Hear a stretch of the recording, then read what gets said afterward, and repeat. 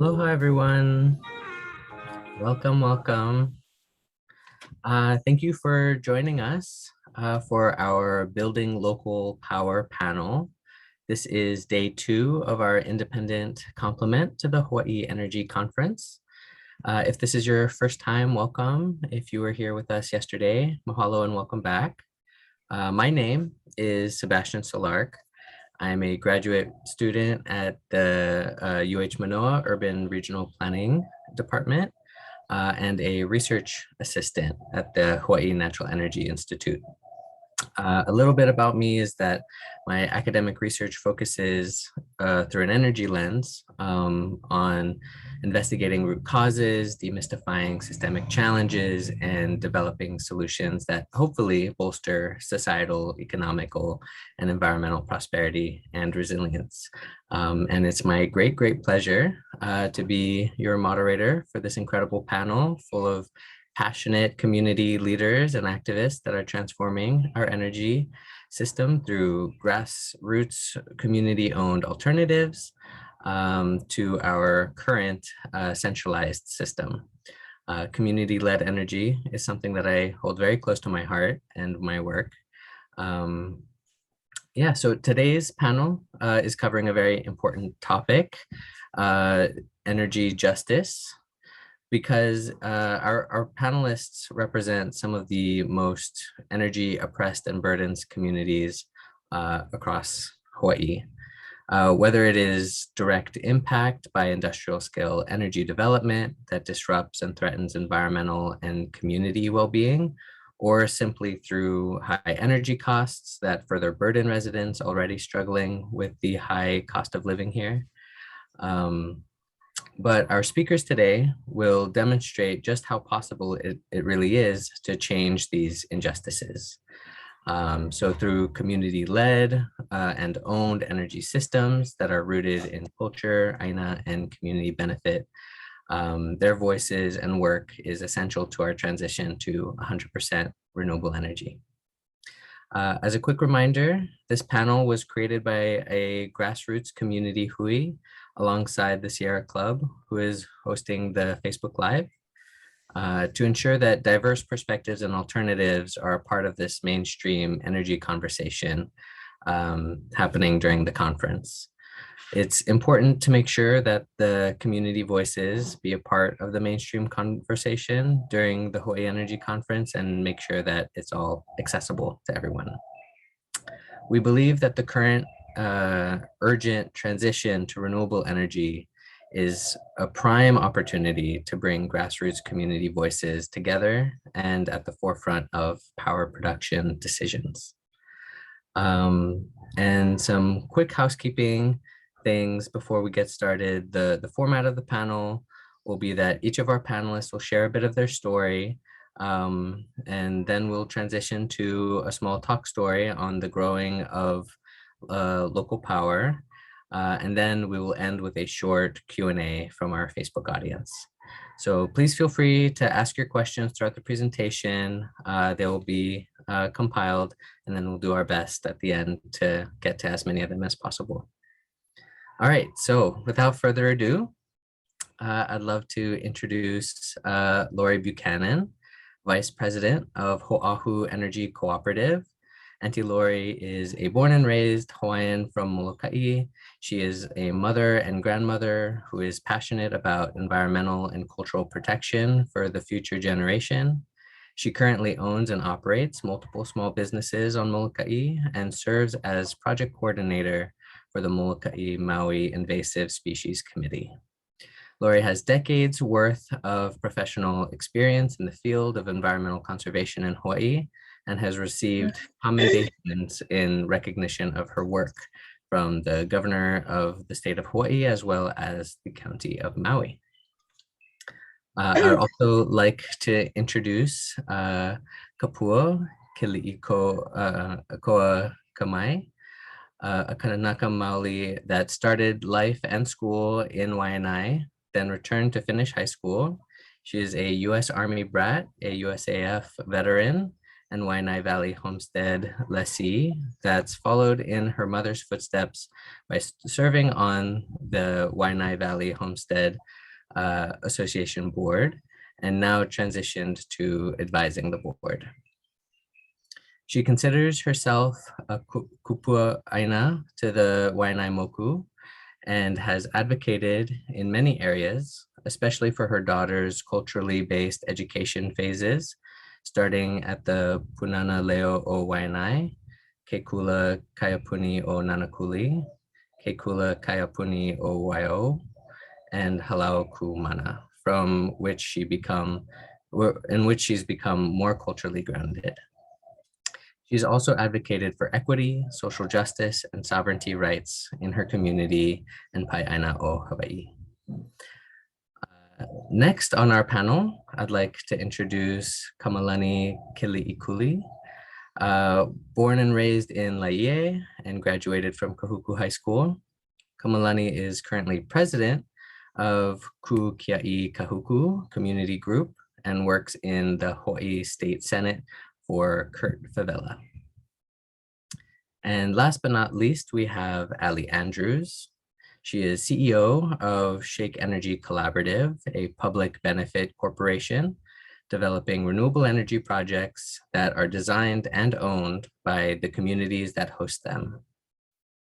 Shake was born out of a research project for her master's in design impact at Stanford University, in which Ali and her team explored designs for more meaningful bidirectional community engagement in the energy industry. Ali has a background in climate research, environmental storytelling, working on projects for NOAA, the state of Hawaii, and the Polynesian Voyaging Society. Awesome. So with that, I thank you all again for being here. And now, and without further delay, I am going to pass the mic off to Auntie Lori. Mahalo. Ui. Aloha, Sebastian. Thank you for moderating this. And I wanted to thank the Sierra Club of Hawaii for getting this together. I love to talk about energy and power, energy justice, and especially on Molokaʻi, what we're doing over here. I am the vice president of Hoʻāhu Energy Cooperative on Molokaʻi, and you pretty much can see right there our vision. And I put that in there. So the no get mad, get busy, because for many, many years, I like to tell everyone how Molokaʻi has been the highest cost for energy in the entire nation. I was surprised that that Molokaʻi was so distinguished that we would have the honor of paying the highest electricity rates in the nation all my life. And we pretty much grew up with my mom constantly telling us children to close the lights, shut the light, don't open the icebox. You know, everything that took energy was so precious because it cost so much on the island of Molokaʻi.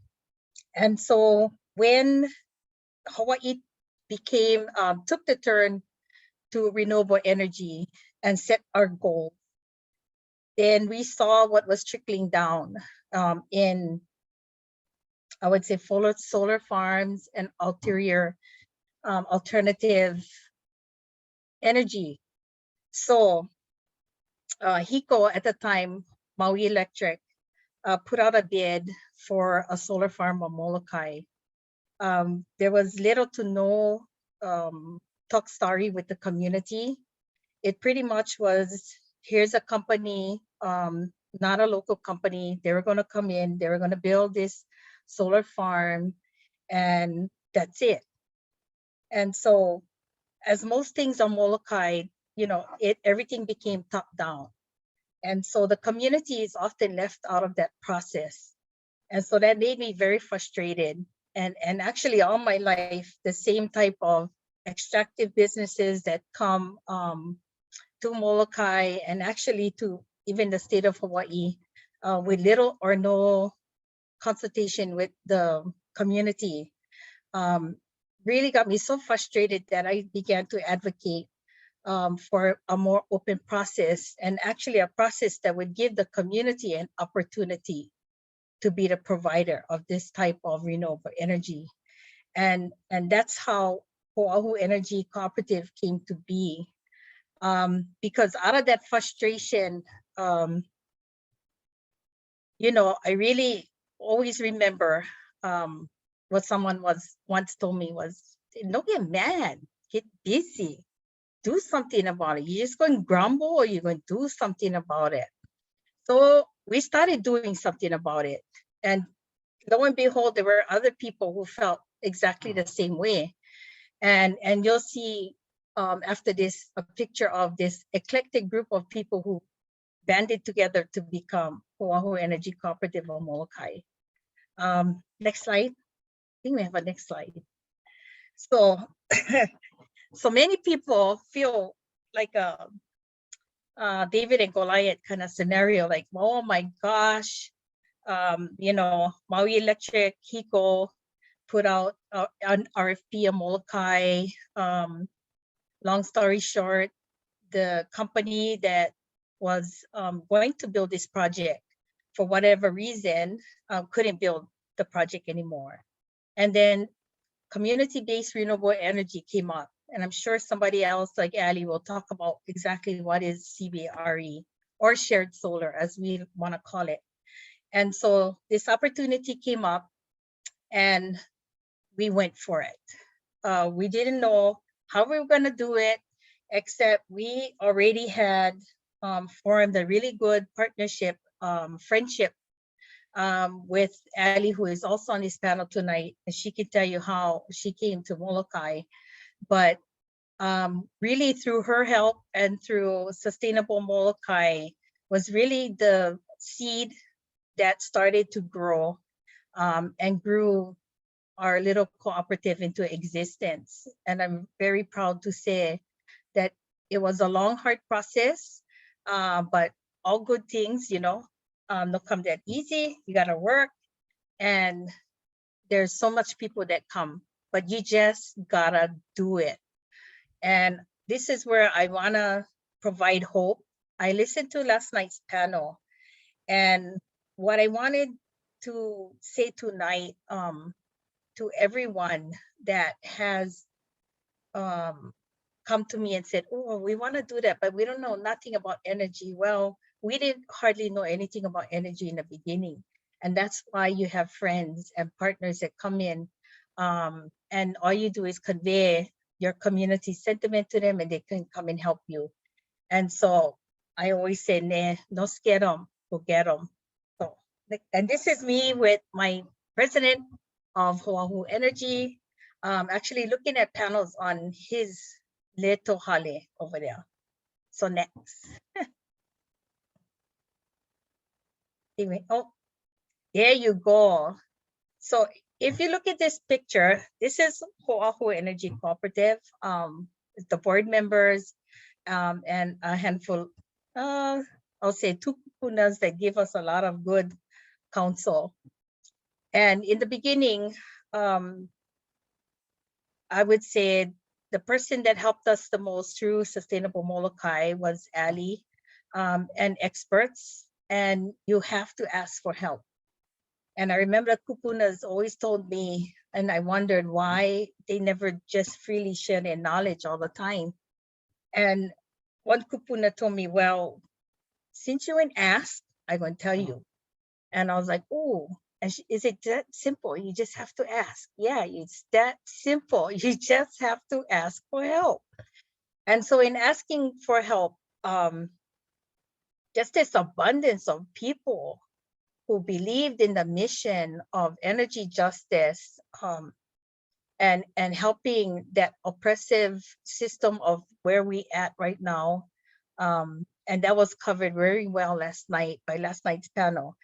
So much people are willing to jump in and help.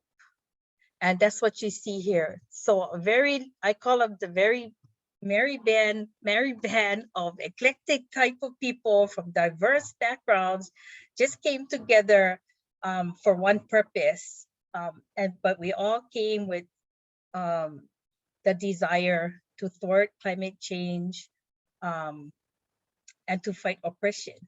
And that's how we came together. So no shame, ask for help. And I like to share that with all of my partners. And I know Auntie Kapua is on here from Waiʻanae. I have a heart and want to help also different communities like Molokai community, because we always say nobody's listening. Yeah, nobody's listening to us, and that's frustrating. And so when you get somebody to actually sit down and listen to you and then help you navigate to take that power back for communities, that's the best feeling in the world. And I have to give a lot of kudos to Ali and Shape Collaborative for being that expert in the beginning that was really to sit down and really listen, and then started to help us on our way. So for that, I want to save all the rest for later. And then I think, Auntie Kapua, you next. Mahalo. Okay, so I am Kapua Keliikoa-Kamai from Waiʻanae Valley Homestead, and I am so appreciative to our partners, our friends, and for this opportunity to look at our natural energy in a different manner.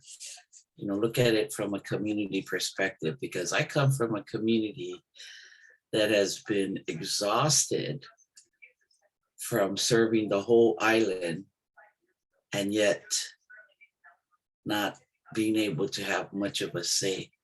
So this opportunity of being able to build up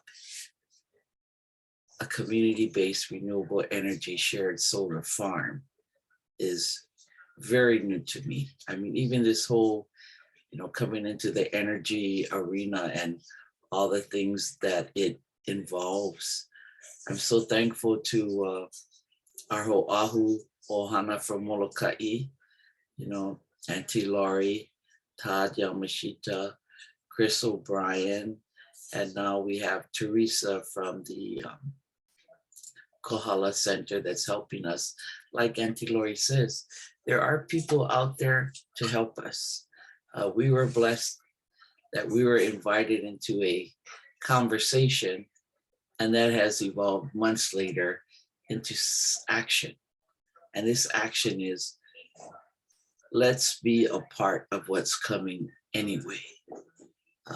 Again, the Waiʻanae moku, you come into our moku, and that's one of the first things you'll see is ʻAʻole solar farms. We are one of the few, if not only moku, that as you come to us, you'll see the traffic that we have to endure. You'll see the one and only landfill that has been extended way beyond its original lifespan. And they're looking for a new replacement site, which will probably be in our moku if others have it their way. We have a power plant. We also have our own waste management water treatment plant.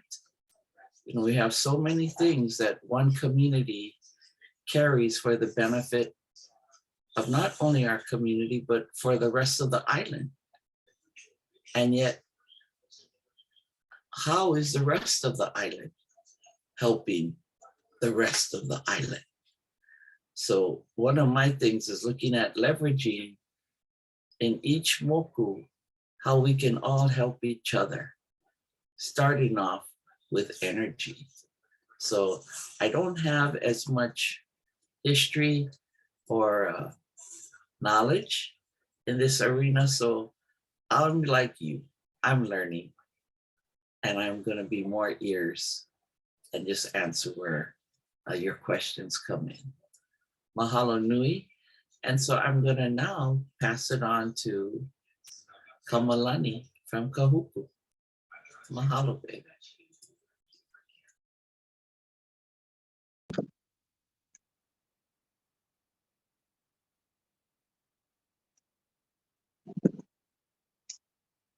Hello.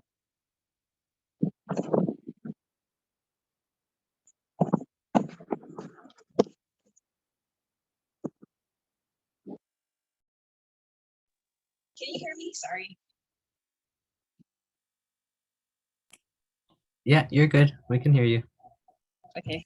Sorry. Thank- Okay. Aloha, everyone. My name is Kamalani Keliikuli. I'm currently the president for Kukiai Kahuku. I filled this seat from our predecessor, who was Kanani Pontiano.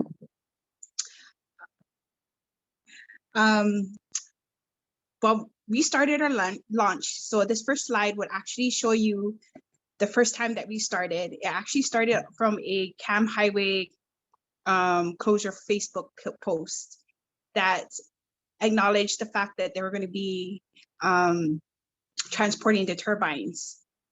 After that, they ended up putting up a flyer to let us know there was going to be a meeting for those who opposed the project. So we attended the meeting and we found out that they were going to actually use the Oʻahu as a form as stating that the endangered species to see if we could stop the project. The project actually started and was granted in 2013. I actually did not join in at that time. We actually all launched the Kukiai Kahuku in 2019, and we did it within 2 months.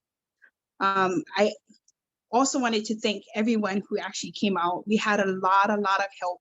When we first started, it started off with just 2 people, then it grew to 3 people, and we practically did a lot of research. We gathered people, we went out and did partnerships with other organizations who felt the same way as us.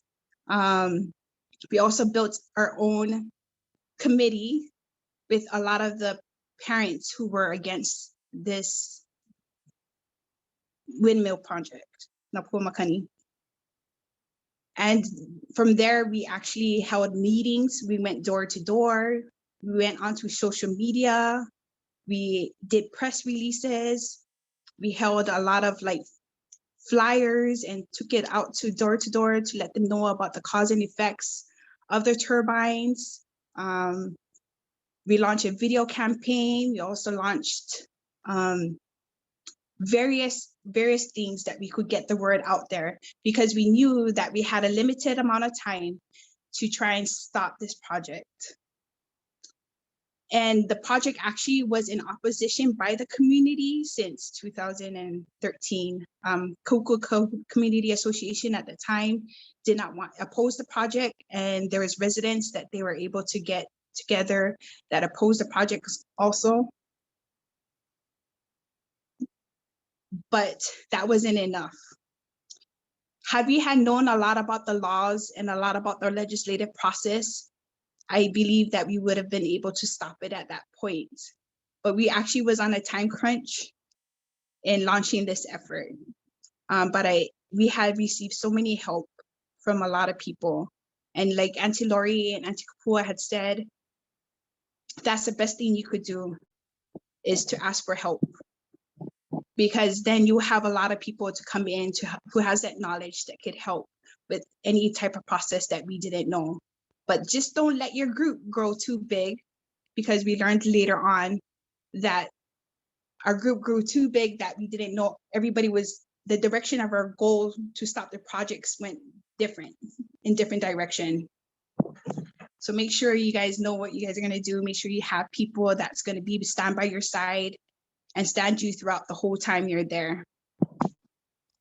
Of course, we had like 213 arrests, and we also ended up continuing the fight.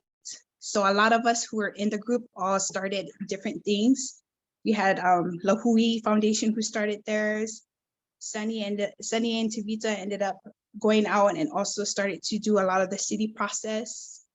So get to know also your legislators, try and work with them, because they will be the best thing that you have to go into this fight.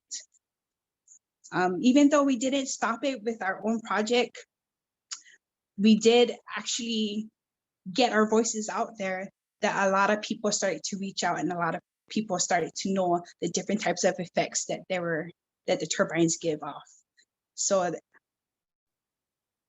I was very proud of how it turned out. Even though we lost on our side, we still are fighting today. We've learned a lot. We've learned about variances. We've learned about the fact that before they even pour the turbines, you actually have to, a lot of the developers put in their foundation. So they don't actually have to build the turbines.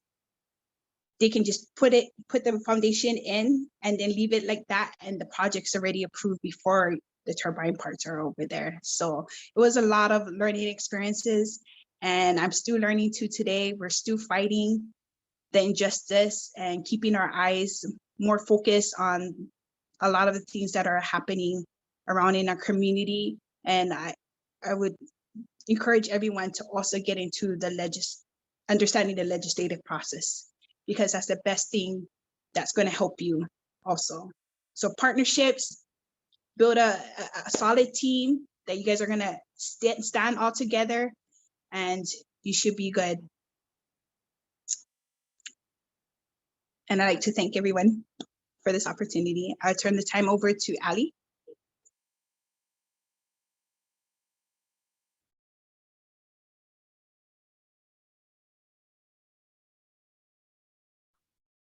Am I supposed to go now, or is it Sebastian? I think I'm. Oh, I think, yeah, so maybe you just want to intro yourself again, or talk a little bit about Hoʻāhu for half a minute, and then we can, I'll intro what CBRE is and then pass it back to you. Oh, okay. Yes. Well, so I'm probably not gonna. My name is Ali Andrews. I founded a community-based energy development company called Shake Energy Collaborative, of which Sebastian, I have the great honor of working with him on our team, as well as Kea'a Davis. And we're a small team, and we partner with community groups who are interested in designing and owning their own renewable energy infrastructure or programs or services. We got to work side by side with Hoʻāhu through their formation process, and now have the great honor of working alongside Auntie Kapua guys to form a cooperative in Waiʻanae Valley.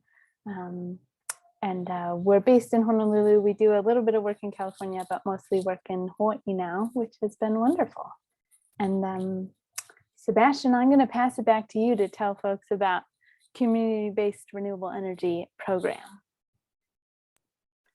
Thank you so much, Ali. And really thank you from the bottom of my heart to all of our panelists who bring so much amazing experience and knowledge to this topic of building local power.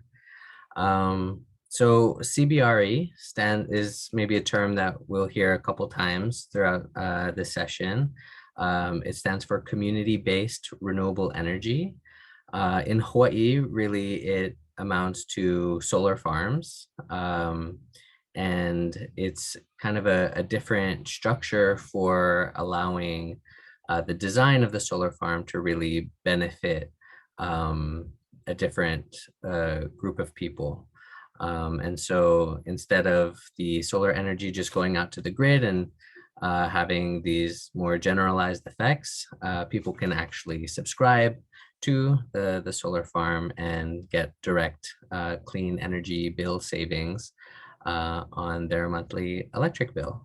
And some of the way that CBRE is being developed here in Hawaii is with new ownership models and new community co-design methodologies, so that it's really taking this idea of community ownership and community leadership in decision-making to its extreme.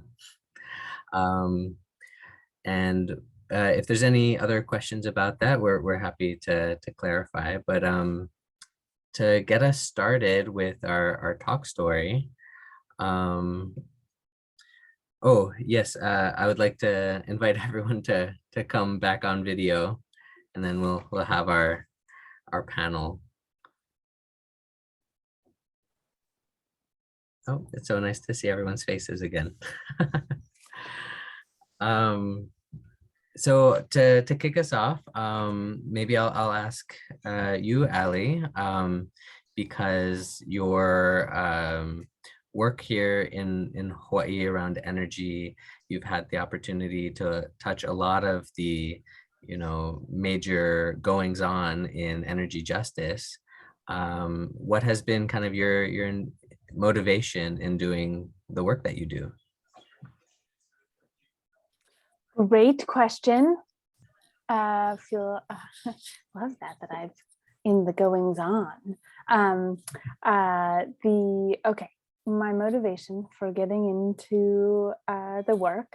I had been working in the climate change field, mostly looking at sea level rise and the impacts of sea level rise, and getting to write about awesome community groups in Hawaii and across Pacific Islands who were adapting to climate change in really innovative and place-based ways. And I knew that I wanted to stop writing about how horrible climate change was and move into how do we stop it, reverse the tide, start building solutions faster. So I knew I wanted to go back to grad school in order to get in the energy field. And I came up with this thesis that I was seeing projects that renewable energy projects that were running into community opposition. And I thought, well, like from a top-down approach, wouldn't it be great if we could just find a way to make people not oppose renewable energy projects? And that was like, I think a very naive, like young Ali approach to coming into grad school. Like, I'll just figure out a way for everyone to love renewable energy and it will solve everything. And I think I had the great honor of getting to go to Molokaʻi while I was in grad school to co-host a community workshop with Sustainable Molokaʻi, folks from Sustainable Molokaʻi. And I came with, Post-its and Sharpies and all these questions. And I was like, I'm going to host a workshop. This is going to be great. They're going to love it. And then I'm going to have solved the problem. And I think I laugh at myself for that, because I learned so much that first trip about like what it means to step back and listen to, because the program absolutely did not go like even to a single moment the way that my classmates and I had planned that agenda. Like the community group was like, this is what we want, and reframed the format and reframed the like talking points and what they needed. And so I would say a lot of my motivation is learning from community members, and learning that like it isn't a thing that we will solve it through a top-down approach that just makes people like us more. It's about changing the paradigm, and it's not even like about. I think sometimes I worry about this idea of like, I'm helping other people. Like, how great is it that I'm helping other people? But I truly have come to see that like my success is tied to, and our collective success is tied to each other. And that without creating this space for other people, for community members to tell us what is best for them and their landscape and their neighborhood and their neighbors and their culture and community, we will not be successful. And so like just creating, I found a lot of joy in like just kind of being in that space and listening to what people have to say and navigating along that. It's a very long answer to motivation. I'm not sure if it made sense, but that's what I have to say. No, I think that was very well articulated. I think I'm always very impressed by how much learning is constantly happening from literally every angle and at every level. Um, and so now I'm gonna maybe pitch a question to everyone on the panel, and anyone can feel free to jump in. But what do we gain from leading from the bottom up instead of top down? Because top down is how it's pretty much done globally. Either it's municipally owned by the government or it's owned by these large corporations, the energy infrastructure operation. From your perspective, what is like the real core benefit and value to doing it this new way? Sebastian, Auntie Lori is gonna jump on it. Because top down no work, okay? Top down no work, and it certainly doesn't work in Hawaii. Not when you have these large concentrations of Native Hawaiians that live in all the areas where everybody wants to put their landfill and their solar farm, okay? I was listening to Kamalani, and I didn't know Kamalani before, but I knew the struggles of Kahuku. And when she says 213 people were arrested, I mean, OMG. Okay. So, renewable energy, Hawaii it's a done deal. Everybody's going to move to renewable energy. But how to get there? It doesn't have to come on the back of Native Hawaiians and disenfranchised communities. It doesn't have to. And I wanted to talk about that injustice and that social, that oppression and that harm to culture. Yeah, my culture. And I wanted to talk about the impacts to Maka'ainana, the Kamen people. Yeah, the people that I sit in maybe 3 hours of traffic driving in and out of the west side in a sea of people with maybe safety yellow and green shirts. And so that kind of stuff really affects me, and it affects all of my family, Ohana, and everyone that I know in my community. And that is that's the injustice, yeah, of energy and what energy brings. Why, if it's in your backyard and it's there to benefit everyone, it should also benefit the people right there in that community, first of all. And how does that happen? How does that happen when huge RFPs go out that no one can understand? I mean, we turned ours in, and thank God, Ali can tell you, it was about 1,500 pages. And so what community can do that without help? And how can we be in control of the impacts to our community? And culturally, the way I think, I'm not going to say Hawaiians think, but I think holistically, how it's from the top of the mountain to out to the ocean, how is that going to affect? And all in between, and from the sky to under the ground. Do the companies do that? No, they don't do that. Do they ask me? No, they're supposed to. So that's the kind of struggles we've been going through, and baby steps, going through the Public Utilities Commission that regulates and oversees all of these requests for proposals that go out for all of this type of energy projects. I thank God that we had commissioners recently in recent years that actually listened when we told them that we were being harmed. There was harm. People were being arrested. Families are being torn apart. And this cannot occur in the name of renewable energy, which should be a great thing. Yeah, fighting climate change is everybody's responsibility, but it doesn't have to come on the backs of disenfranchised communities and people. There needs to be consultation. Top down does not work. And if anybody's at this conference, the energy conference, top down does not work. So change has to occur, and it has to occur right now. I'm gonna give somebody else a chance to talk. Yeah, so I'm gonna just jump in there. So, building it from bottom up, it's hard, especially for our Waiʻanae community, because back in 2017, we had the largest utility farm in a community. And we had to fight tooth and nail for some type of benefit that was unique to Waiʻanae. Because every time we'd ask, what's the benefit?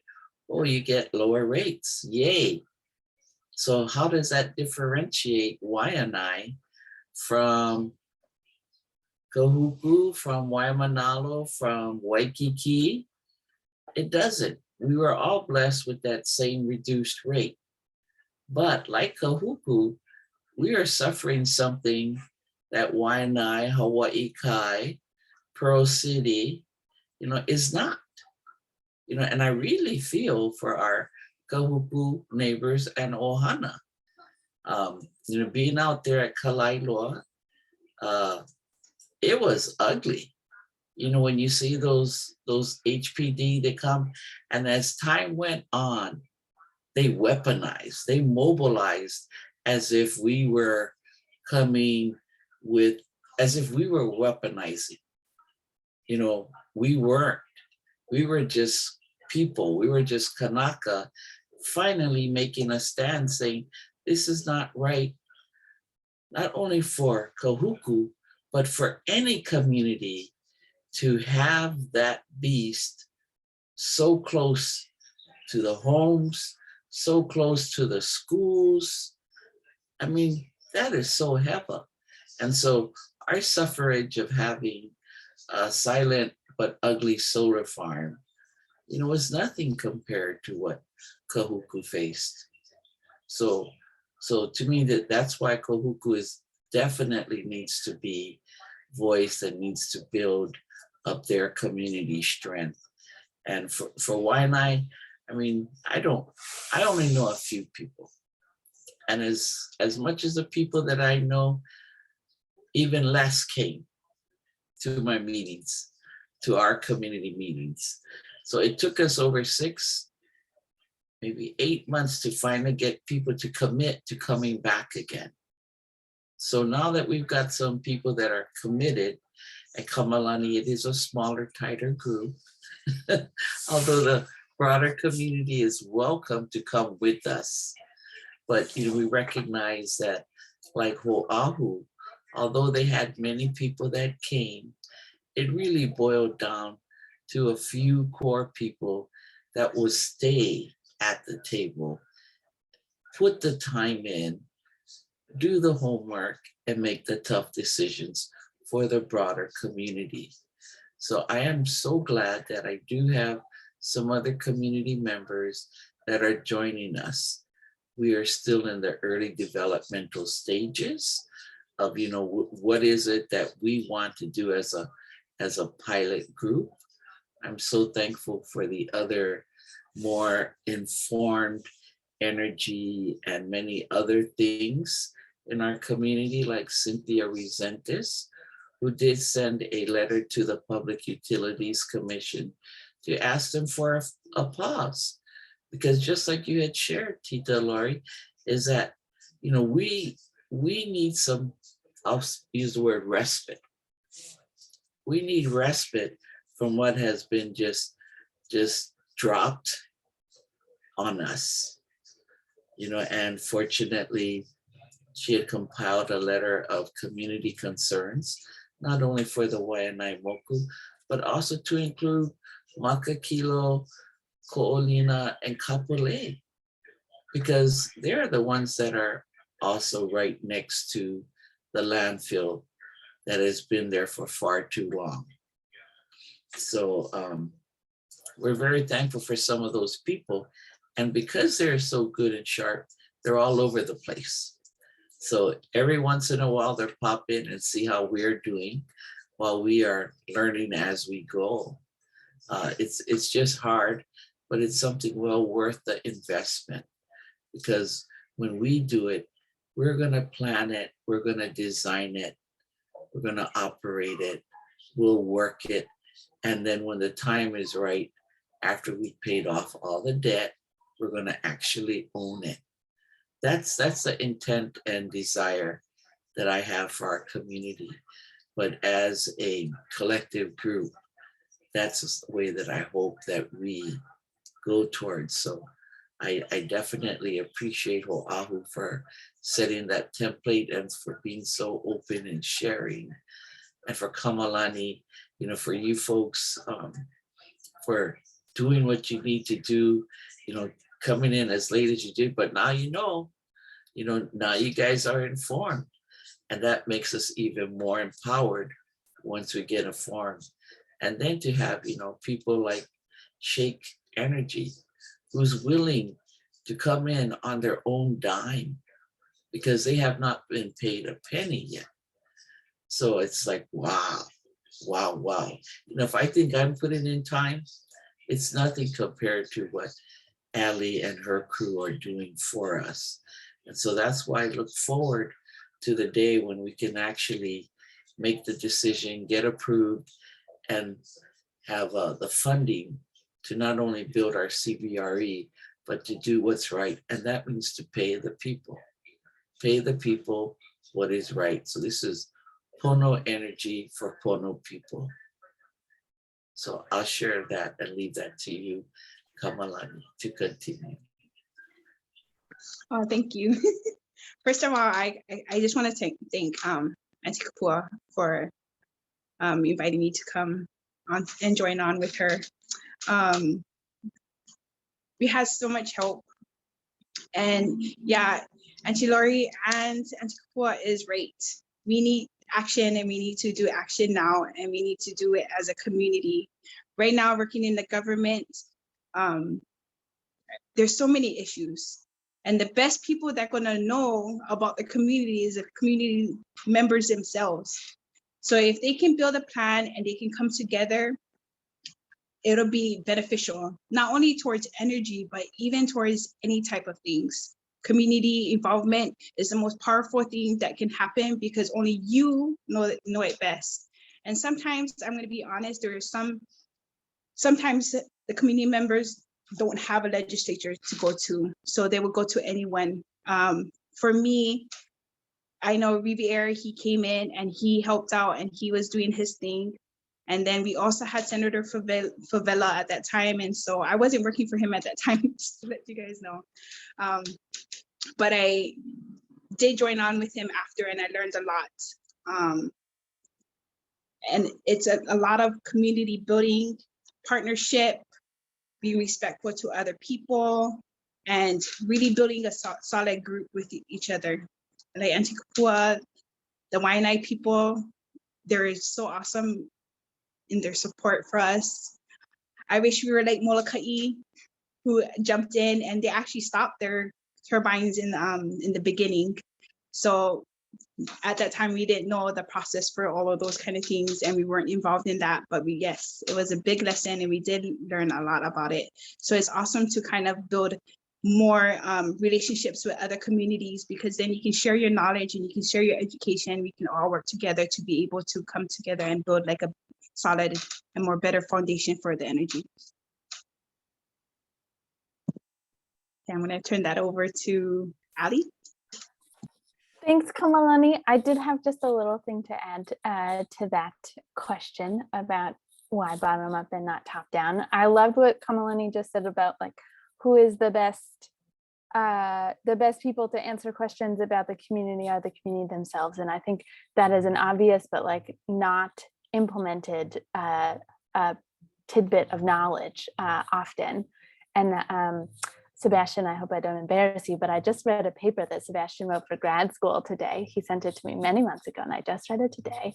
And it really crystallized, Sebastian, you have this sentence in the paper about like, you know, the technology has gotten us so far, the policy has gotten us so far, like we figured out the financing sort of, but there's this crucial, I think you called it like a socio-political and like cultural community component that we're missing. And like the developers cannot solve that for us. The policy cannot solve that for us. Like the only people who has the knowledge to fill that gap, to get us to the implementation are the communities themselves.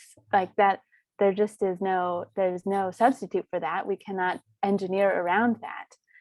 And I think that's why this is so important, that the Asa Mohine on this call are like filling that void, are stepping in and saying, don't worry, you guys, we got this. You've taken us this far, you've developed the solar panels. We will now figure out which solar panels we like the best, and we will build those. We'll implement those over there. Like, yeah, you just wait at the door. And I just think that's really wonderful.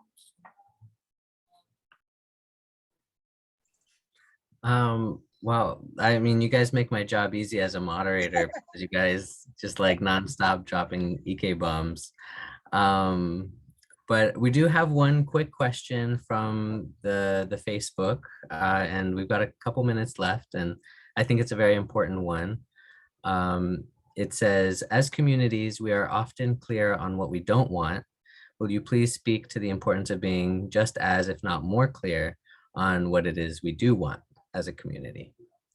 And so I know, we, Kamalani, I mean, everyone really has these great stories of like going from the exhaustion of, dealing with these old school energy systems, and then going through that journey of energizing themselves and their communities into that like solution making space.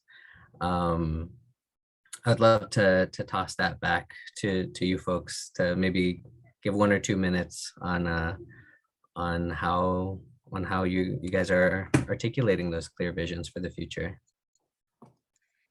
I like jump on that real fast. When you ask that question, I'm gonna tell you what I want. I want to own that. I want to own it. If you're going to shove that project down my throat, I'm gonna own it. Okay. That way I can say who can get what, who can, whatever. If I feel this hospital needs free electric, guess what? You're gonna get free electric. You know why? Because we own it. We get to say what is done, where it's gonna go, whether we go through current means, whether we do nanogrids, whether we do microgrids, whether we do wind, wave, whatever power we choose to do, we, the community, should own that power because it's in our backyard. And so we should be able to share that power as we see fit. But because we do want to lift up all our people throughout all of the Waiʻanae, of course we want the best for everybody. We want everybody to benefit, but we want the community to drive the car. Yeah, I always say, I like drive the car.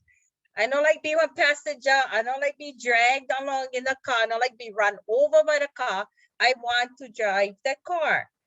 And I think that we already have, like you said, Sebastian, I mean, in your paper, we have everything. We have all the tools, we have everything. And what we're missing now is the community power. And so to that question, I'd say we need to own it. We need to take up a step up and because, oppression is real and we need to fix all of this. I give chance in closing. Oh, see, time fly when you're having fun. Go. Well, I'll tell you, one of the things that we don't want is when the shared farm serves everybody but our community. Now, while this is not true to energy, this was true to Hawaiian Telecom when they brought in their fiber optics and they brought it into our Makaha Beach. So it was for the southeast, the Honolulu part of Oahu, but it was not for our Waiʻanae moku. So how did they somewhat appease us? Oh, they upgraded our schools, which is great. So now when I see the Hawaiian Telecom commercials that now calls it Fi Optics for everybody, and that is primarily because of the federal funding that's come down for broadband. It's not out of, the generosity and the goodwill and the serving of your community. It's out of funding coming from the federal government. In my mind, that's the take. because several years ago, it wasn't for us. So that's one of the last things that, you know, I would want to see is any shared anything that doesn't serve our moku. So our perspective, and it was put in our pause letter that was authored by Cynthia Resendez, that we are offered the benefits first. And you know, that's the thing is, if it's in your community, you get offered first. So I'll just stop at that one and let you folks add as well.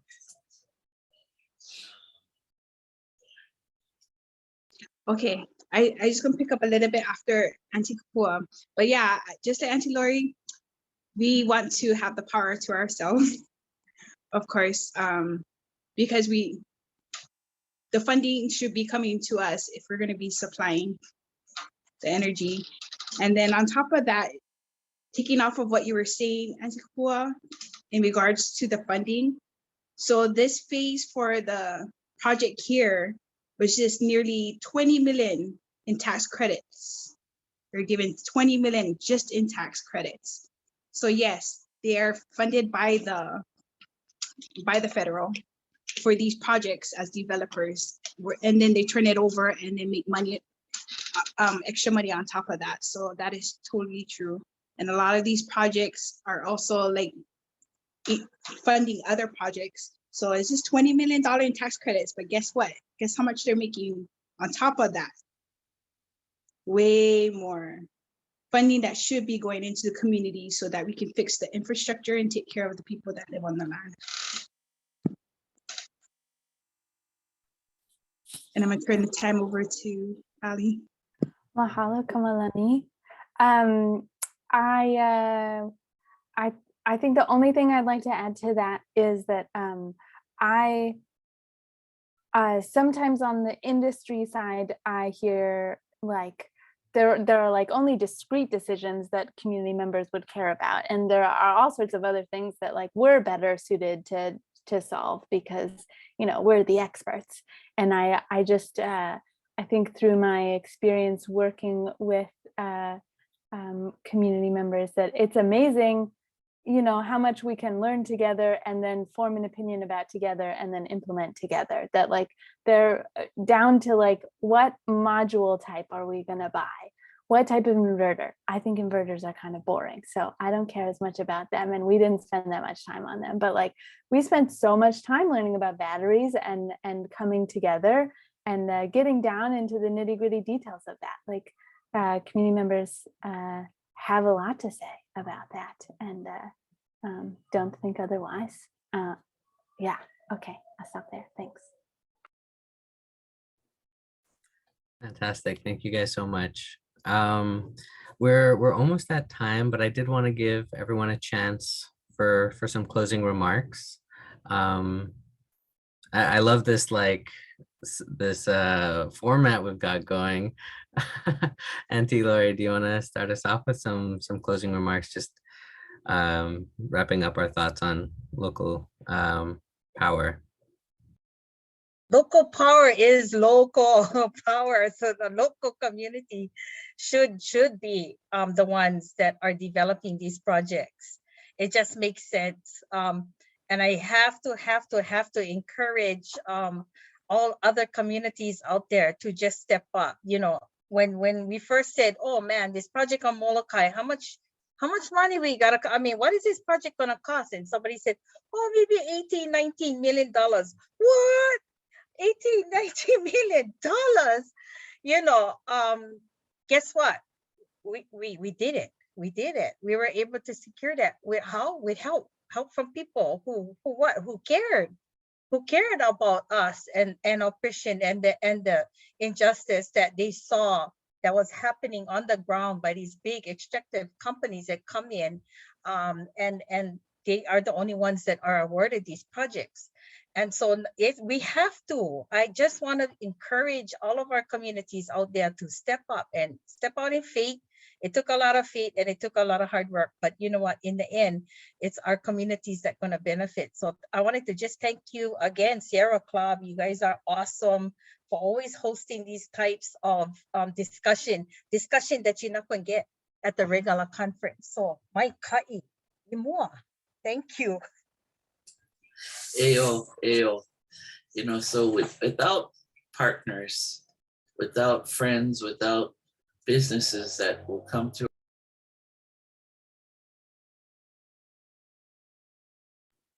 Oh, Auntie Kapua, you're on mute.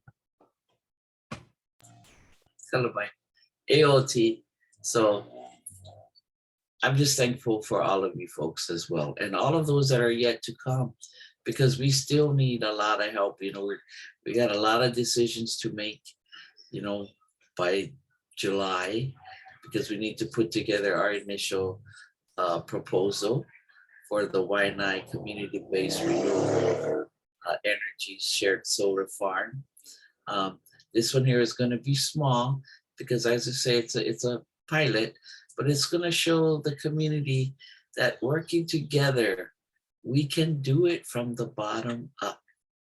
We just need to equip ourselves, agree to disagree, and come to that consensus of exactly what we want, how we're going to do it, who's going to do it with us, you know, because eventually we want to own it as well, because we want to take today's technology and up it by the time that we're done. You know, whatever that technology is, well, actually, I plan on hopefully that we can up it as we go through the process. You know, so just being available and open. But I believe that it is doable when we have a shift in our mindset, and instead of being used and abused, that we take control and we help each other to grow.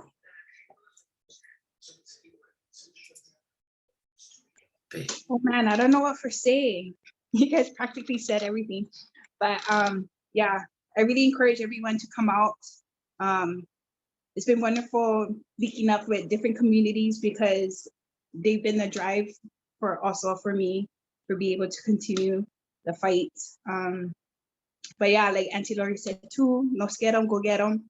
We need to start, and we need to start now, start building our communities together, because that's the only way we're going to get anything done our way. Right on. Yeah. Mine is just really short that I think all of us at Shake, I'm going to include Sebastian and Kaya in that, are just super inspired by what you guys are doing. And I think like towards collective liberation, that we all, you know, we all share in the success of this work together. And I'm super glad you guys are doing it, and happy to be alongside. You guys are amazing. Thank you, Ali. Yeah, no, thank you. Thank you, Shake. Thank you, Sarah. And mahalo to you, Wayne. You know, you're at the helm. So you direct the resources as you see fit. And we're so grateful that you're helping our communities. And we hope that you folks continue to receive donations and funding and membership to continue your good work in not only in this arena, but, you know, with Red Hill, which has been a decade's battle. So as sad as that event is, you know, there's a part of me that it's better now than later, you know, because it could have been worse. So it's taken a while, but mahalo nui, Wayne, and all of your resources that came with you. And also to Marty, your predecessor.